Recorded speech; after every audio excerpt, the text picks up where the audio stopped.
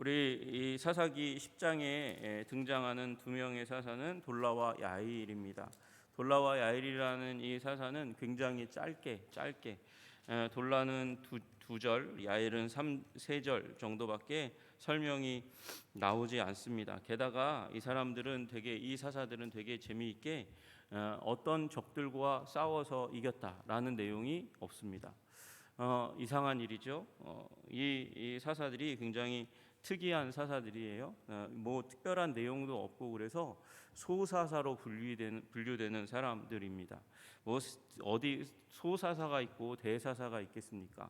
그런데 소사사라고 불릴 만큼 그렇게 이스라엘 역사 가운데 큰 이제 뭐 내용이 사건이 없이 그렇게 끝나는 그런 부분들이 오늘 본문에 그렇게 기록되고 맙니다.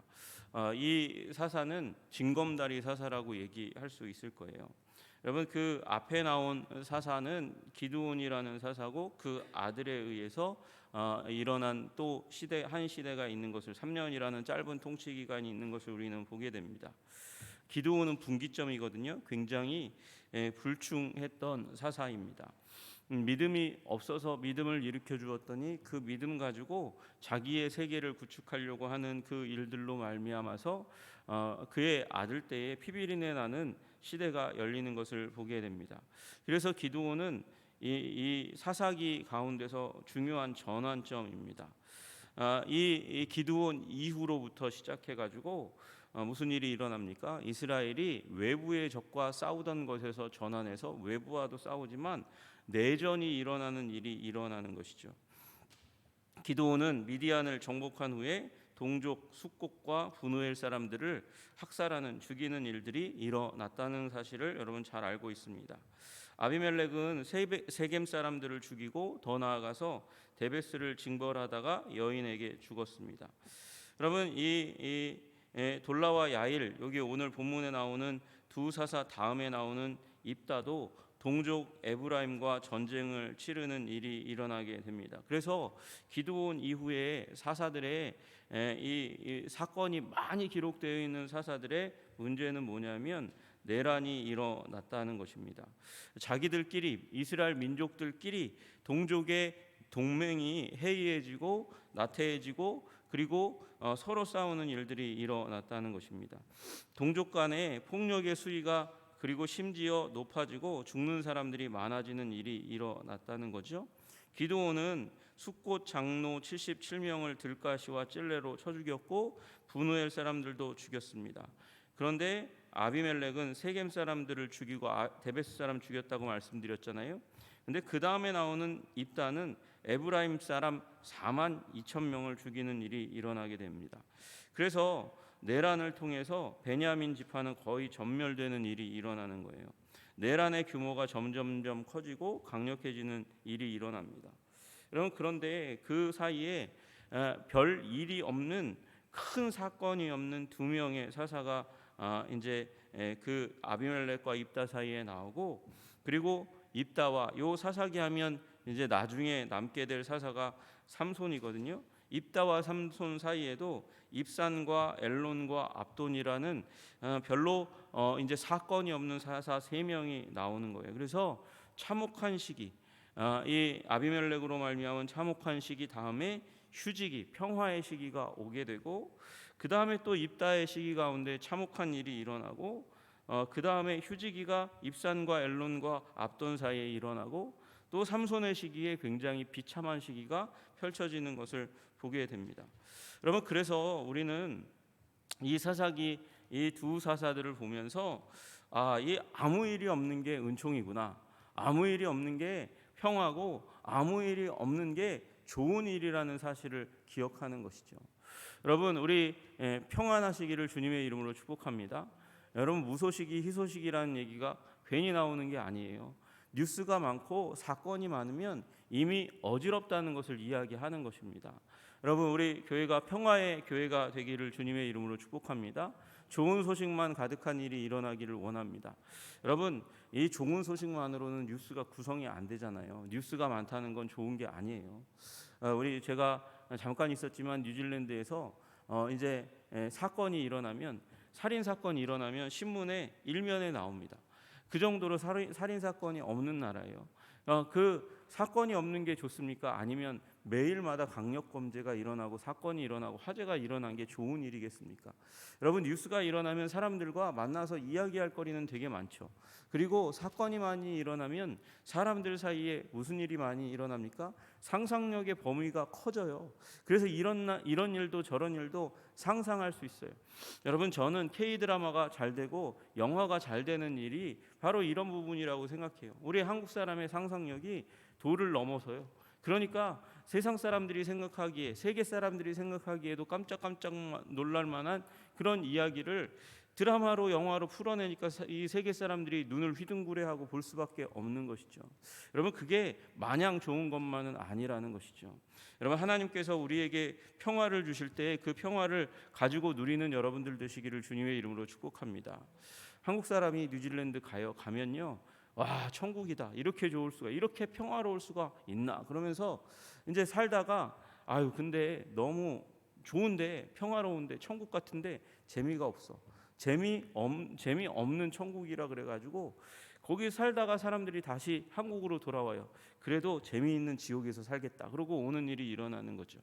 여러분, 평화를 좋은 것으로 여기고 기쁜 것으로 여기고 그것을 취하고 그것을 나의 것으로 삼으시는 여러분들 되시기를 주님의 이름으로 축복합니다.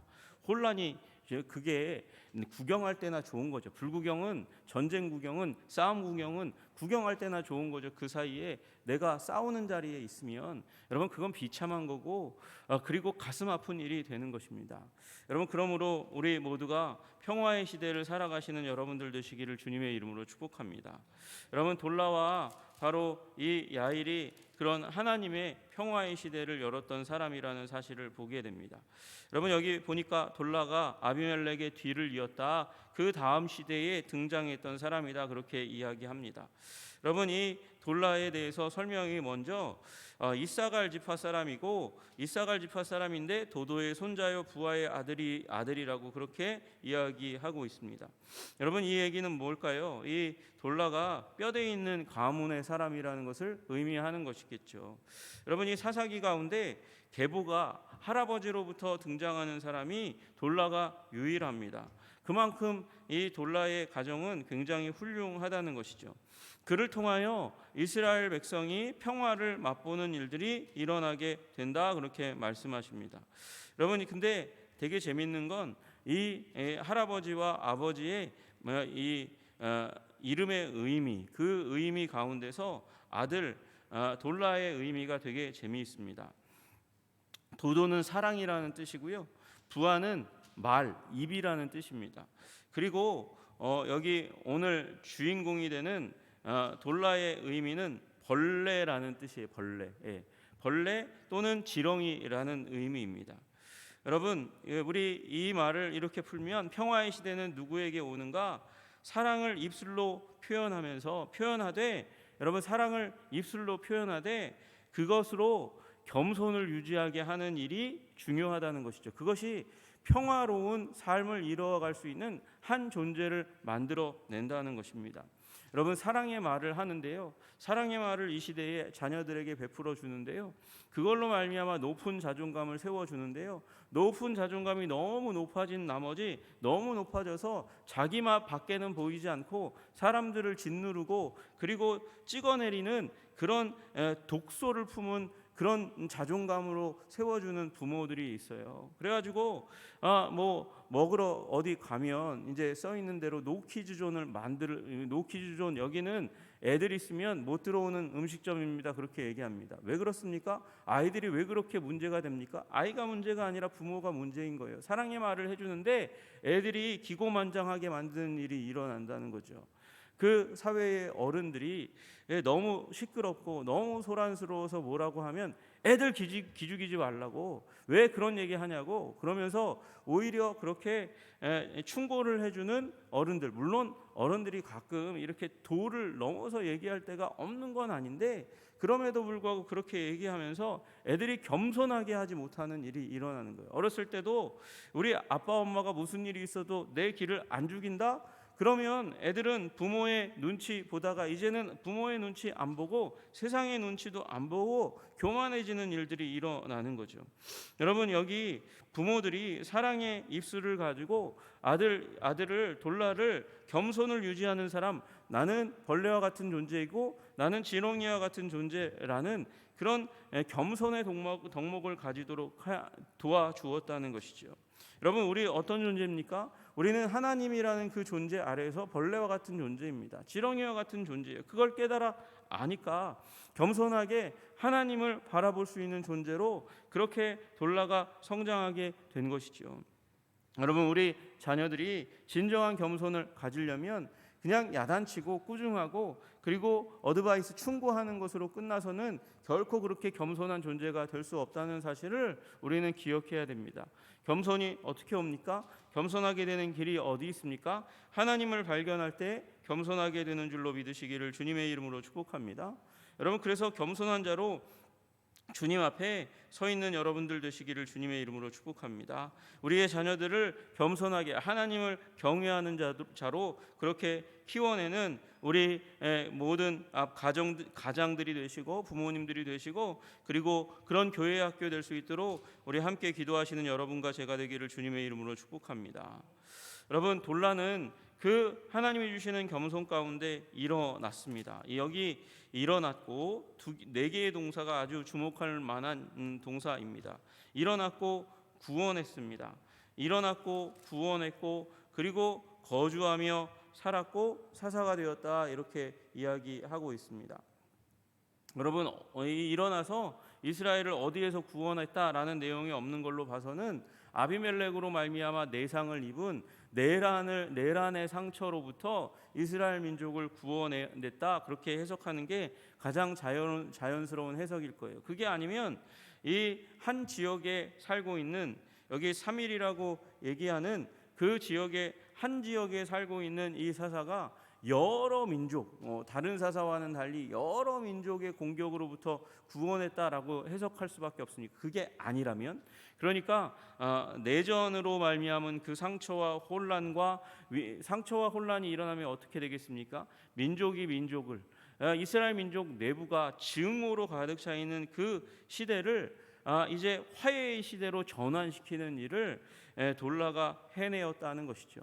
여러분, 어떻게 해요? 교만하지 않으니까요. 누구처럼요? 아비멜렉처럼 교만하지 않으니까. 발끈해서 작은 이 대적에 대해서 온갖 이 동네 이 성읍 하나를 완전히 멸절을 내는 그런 참을 수 없는 존재의 가벼움으로 서 있지 않으니까 그가 화해의 시대를 열 수 있었다, 그렇게 이야기하는 것이죠. 여러분, 우리 내면이 평강으로 가득 차시기를 주님의 이름으로 축복합니다. 건강한 자존감으로 가득 차야 평화의 시대를 열 수 있는 거예요. 누군가가 무슨 얘기를 하면 발끈하고 화가 나고 분노하고, 그래서 칼 들고 가서 칼을 입에 문 채로 가가지고 독설을 내뱉으면 여러분, 평화는 깨지고 그리고 서로가 서로를 향하여 미움을 가지게 되고 싸우는 일들이 일어나면 이제 드디어는 평화는 유지될 수 없는 것이죠.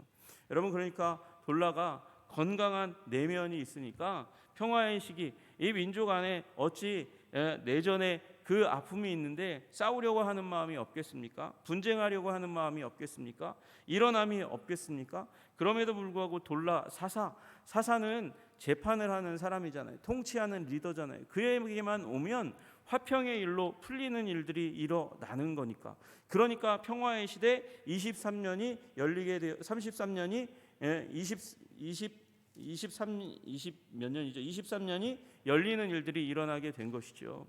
여러분, 우리 모두가 평화의 사람 되시기를 주님의 이름으로 축복합니다. 여러분, 그 아시시의 프란시스라는 굉장한 이 중세 시대의 수도사이자 교회 리더가 그가 외쳤던 시가 무엇입니까? 기도가 무엇입니까? 화평의 도구, 평화의 도구로 사용하여 주시옵소서 기도한 것입니다. 여러분, 화평의 도구로 나에게만 오면 분쟁이, 싸움이 화평으로 자리 잡는 일들이 일어나게 하시기를 주님의 이름으로 축복합니다. 여러분, 또 한 사람, 야일이라는 사람이 등장합니다. 야일이라는 사람, 이 사람은 그 이후에 또 22년 동안 길르앗 족속에서 일어나서 그래서 사사로서 섬겼다 그렇게 이야기하고 있습니다. 여러분, 이 길르앗은 요단강 동편 부분입니다. 그러니까 이 갈릴리 호수, 우리가 알고 있는 갈릴리 호수의 남동쪽 이 요단강 건너편에 이 남쪽 부분에 거주했던 사람입니다. 이 사람도 평화의 시대를 이어갔습니다. 여러분, 이 자리 가운데서 그는 평화의 시대를 구가하면서 굉장히 큰 세력을 형성했다 이렇게 이야기하고 있습니다. 여러분, 그에게 아들이 몇 명 있었다고요? 30명 있었다고요. 여기 30명이 있었다 이 얘기는 여러분, 그 앞에 있었던 기드온과 같이 아들 70명, 아들 30명, 이게 정략 결혼에 의한 부분이다라는 부분들을 드러낼 만도 한데, 이 30명의 아들이 평화롭게 잘 살았다는, 그 분쟁하지 않고 살았다는 부분들을 아무 일도 없었다는 것을 통해서 드러내고 있는 것이죠. 30명의 아들이 있었고, 그리고 그 평화의 시대를 이어갔다. 목사님, 그런 게 어디 써 있어요? 여러분, 여기 나귀에 쓰여져 있는 거예요. 말이 아니라 나귀에 쓰여져 있다는 것이죠.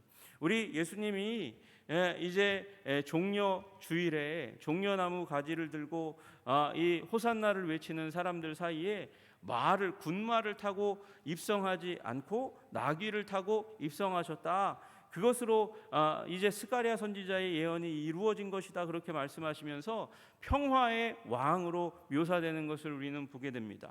말은 전쟁 가운데 나갈 때 장군이 이 지휘자들이 타는 짐승이 바로 말이에요. 왜요? 전쟁 가운데는 빨라야 되니까, 신속해야 하니까 말을 타는 것이죠. 나귀는요, 느릿느릿합니다. 그렇게 말처럼 결코 빠를 수가 없습니다. 여러분, 느리다는 것은 평화를 상징하는 것이에요. 여러분, 그리고 이 아들 30명이 한 명도 빠지지 않고 소외되지 않고 30명이 이 나귀를 탔다. 이 말은 30명 모두가 아들들 가운데 차별받는 아들이 없다는 것이죠. 여러분, 이 기드온의 자녀 70명이 잘 대접받았어도 한 명이 아비멜렉이 소외되니까, 동떨어진 아들이니까 70명 아들을 싹 다 죽이고 자신이 왕 되는 일이 일어나잖아요. 여러분, 한 명이라도 차별받으면 그 가정에 불화의 불씨를 품게 되는 것이에요. 아픔을 품게, 미래의 아픔을 이미 품는 것이죠. 그런데 이 야일의 아들들은 그런 일이 없었다 이렇게 얘기하고 있는 것이에요. 30명의 아들들, 번성하였다, 평화의 시대가 있었다, 생육하고 번성하였다. 30명의 아들들 가운데 평화가 있었고 단 한 명도 소외가 없었다, 이렇게 이야기하고 있는 것입니다.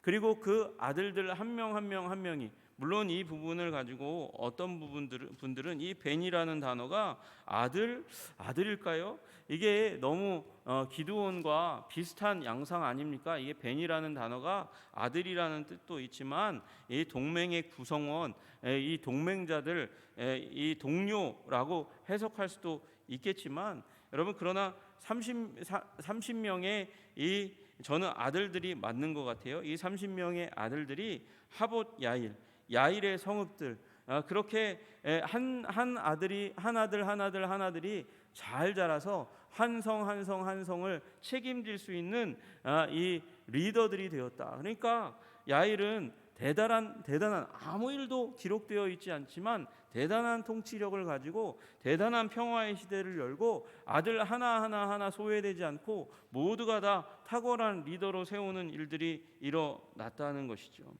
여러분, 이것이 하나님의 은총인 줄로 믿으시기를 주님의 이름으로 축복합니다. 아무것도 일어나지 않는 것, 여러분, 우리의 인생 가운데 큰 사건이 일어나지 않는 것, 그것이 하나님의 은총인 줄로 믿으시기를 주님의 이름으로 축복합니다. 우리 한성의 모든 가정들 가운데 하나님이 주시는 진리로 말미암아, 하나님의 인도하심으로 말미암아 평화의 가정의 시대를 여시는 일들이 일어나시기를 주님의 이름으로 축복합니다. 여러분, 자녀들이 번성하고 기쁨이 넘치는 그런 일들이 우리 돌라와 야일의 시대 가운데 임하였던 것처럼 우리의 가정의 시대 가운데 임할 수 있도록 기도하시는 여러분과 제가 되기를 주님의 이름으로 이름으로 축복합니다. 기도하겠습니다. 하나님 아버지, 우리들은 사건과 사고가 일어나면서 화재가 일어나지만 그 아픔, 그 사건과 사고의 중심에 있는 것은 비참하고 가슴 아픈 일입니다. 하나님 아버지, 기드온의 시대 가운데 그리고 아비멜렉의 시대 가운데 얼마나 큰 아픔과 상처가 있었습니까? 하나님, 그런데 평화의 사람들의 시대가 오니까 아무 사건이 없는 것 같지만 거기에 민족적인 아픔이 봉합되는 것을 보게 됩니다. 평화의 시대가 펼쳐지고 번성을 누리는 것을 보게 됩니다. 주님, 우리 가운데 아버지 아픈 사건이 일어나지 않도록 우리를 평강의 평강으로 인도하여 주시옵소서. 하나님, 그렇게 되기 위하여 심지가 견고한 자가 되게 하시기를 간절히 소원합니다. 하나님, 심지가 견고하기 위하여 여호와께만 의뢰하는 자들이 되게 하여 주시옵소서. 인생의 문제를 주님께 가져와 주님께 지혜를 구하고 아버지 그곳 가운데 하나님의 통치가 임하도록 기도하고 간구하는 하나님의 사람들이 되게 하여 주시옵소서. 말미암아 아름다운 아버지 가정의 시대, 교회의 시대가 우리 대에 임할 수 있도록 주님 도와 주옵소서. 예수님의 이름 받들어 기도드리옵나이다. 아멘.